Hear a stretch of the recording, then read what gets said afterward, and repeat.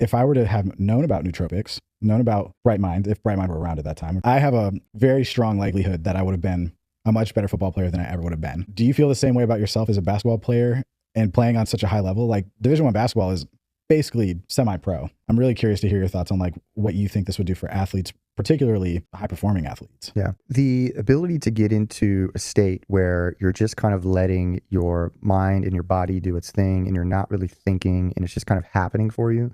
It's what we call a flow state, right? Mhm. And that's super common in sports. And it's probably easiest for us to get into that in sports. You probably feel that way too.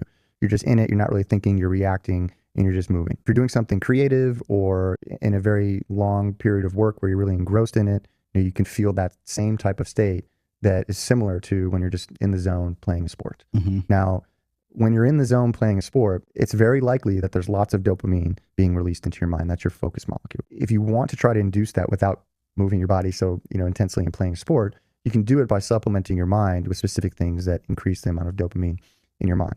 What most people don't know about attention deficit is that it really is a deficiency in dopamine. That's why there are specific pharmaceuticals that flood your mind with dopamine. Mm-hmm. Now, you can facilitate more of it through plants and different supplements, like things that are in Bright Mind, to increase the amount of neurotransmitter dopamine in your mind that will help you get into a flow state.